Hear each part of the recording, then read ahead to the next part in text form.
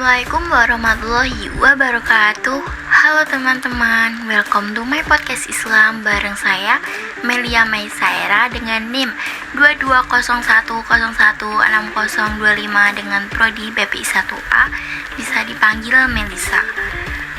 Untuk pembahasan kita kali ini, kita akan sedikit membahas tentang HIV/AIDS menurut Islam.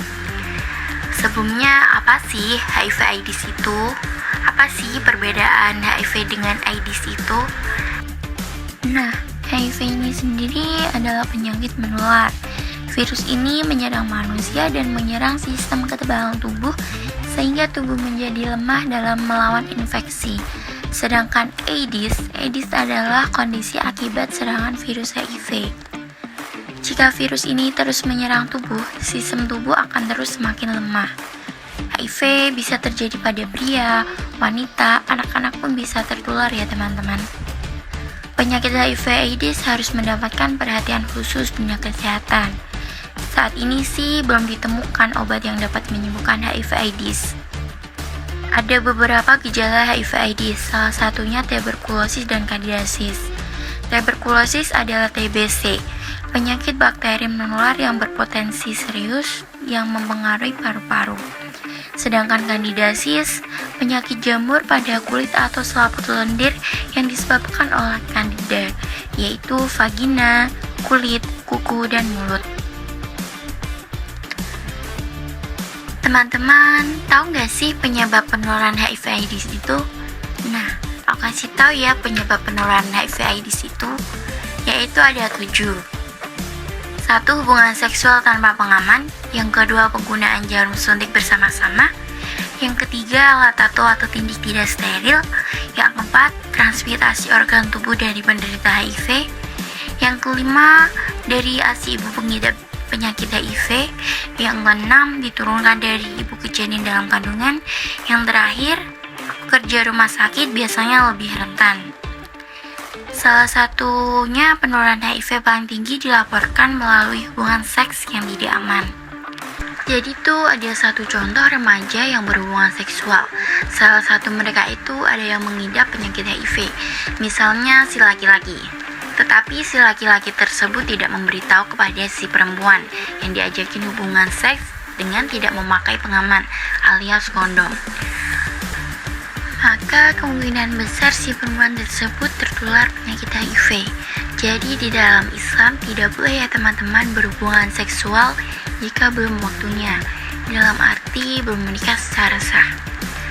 Kalau berhubungan seks di luar nikah itu disebut zina, sesuai dengan Quran surat Al-Isra ayat 32 yang artinya, dan janganlah kamu mendekati zina, zina itu sungguh suatu perbuatan keji dan suatu jalan yang buruk.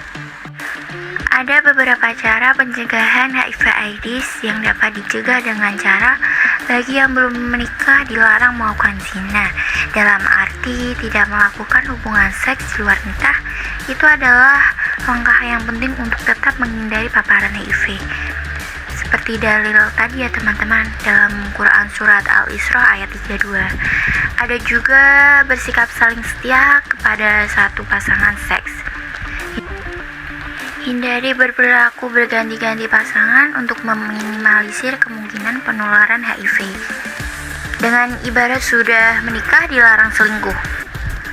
Allah Subhanahu wa Ta'ala melarang perselingkuhan yang merujuk pada zina.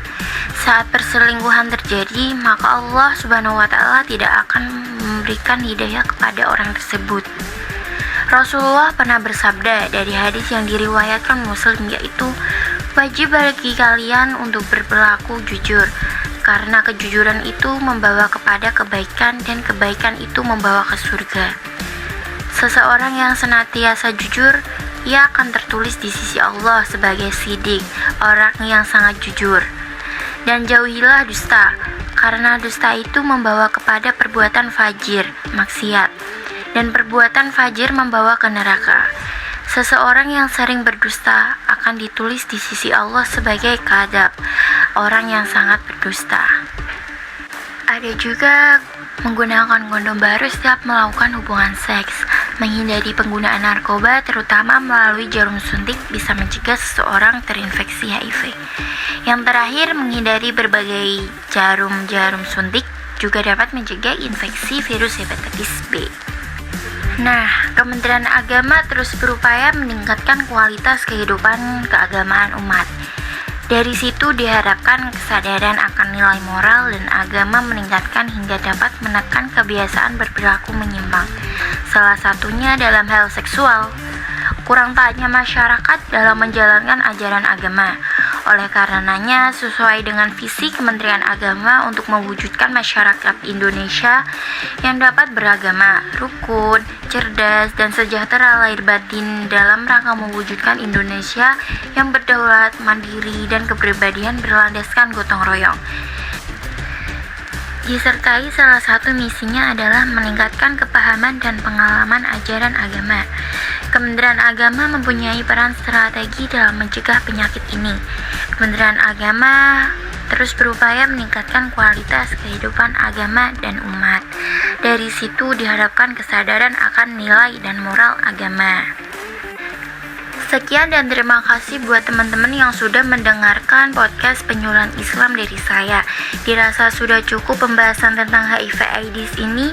Semoga bermanfaat bagi kita semua buat kedepannya, dan semoga kita selalu menaati perintah Allah Subhanahu wa Ta'ala dan menjauhi larangannya. Mohon maaf jika ada salah kata maupun ada yang kurang berkenan di hati Anda. Saya Melia Maisa Era, mohon pamit undur diri. Wassalamualaikum warahmatullahi wabarakatuh.